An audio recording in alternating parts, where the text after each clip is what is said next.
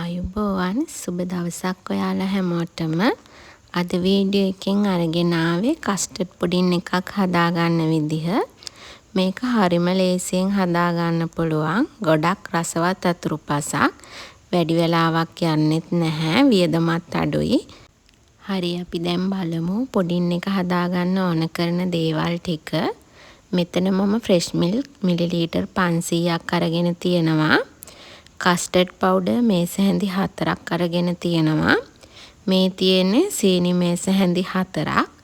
ඒ වගේම වැනිලා තේ හැඳි 2ක් අවශ්‍ය වෙනවා මේ කස්ටර්ඩ් පුඩින් එක හදාගන්න. අපි දැන් බලමු පුඩින් එක හදාගන්න විදිහ. මුලින්ම කස්ටර්ඩ් පවුඩර් ටික හොඳින් දිය කරගන්න ඕනේ.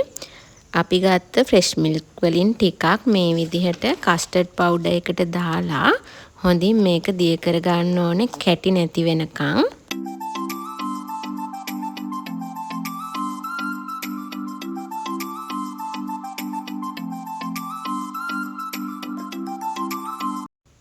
ඊළඟට භාජනයක් ලිපේ තියලා ඉතිරි ෆ්‍රෙෂ් මිල්ක් ටික හොඳට රත් කරගන්න ඕනේ උතුරනකන්.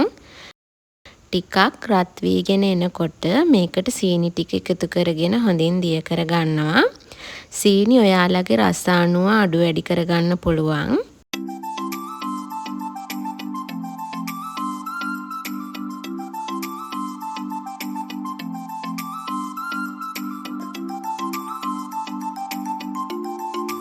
දැන් මේ කිරි එක හොඳට උතුරනකොට ලිප ඔෆ් කරලා වැනිලා තේ හැඳි 2ක් එකතු කරගන්න ඕනේ. ඊට පස්සේ මේ කිරි එකට කස්ටර්ඩ් ටික එකතු කරගන්න ඕනේ. කස්ටර්ඩ් මිශ්‍රණය එකතු කරන්න කලින් මේ විදියට හොඳට කලවම් කරලා එකතු කරගන්න.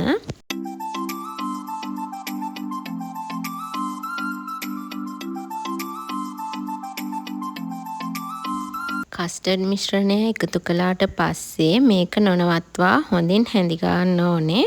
මොකද මේක නැත්තම් ඉක්මනින් කැටි ගැහෙන්න බලනවා. ඒ වගේම ලිපේ ගින්දර ගොඩාක් අඩුවෙන් තියාගන්න.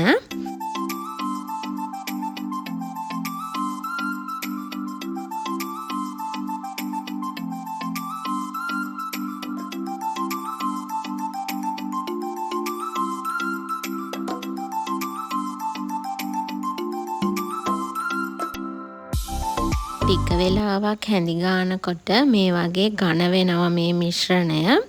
එතකොට ලිප ඔෆ් කරලා තව ටික වෙලාවක් හොඳට කලවම් කරගන්න ඕනේ.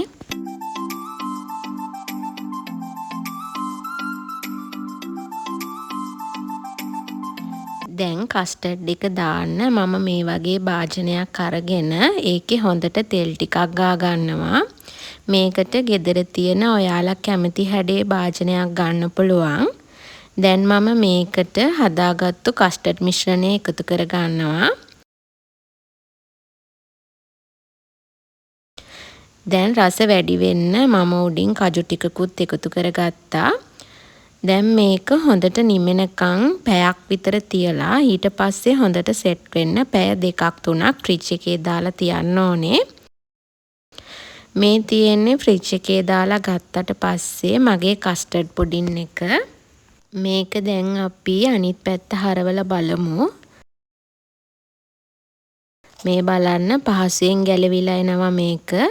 භාජනේ ගෑවෙන්නෙත් නැහැ. ඉතින් මේ විදිහට ඔයාලත් හදලා බලන්න. ගොඩාක් රසවත් අතුරුපසක් මේක. එහෙනම් ආයෙත් අලුත් වීඩියෝ එකකින් හම්බ වෙනකන් ඔයාලා හැමෝටම සුබ දවසක්.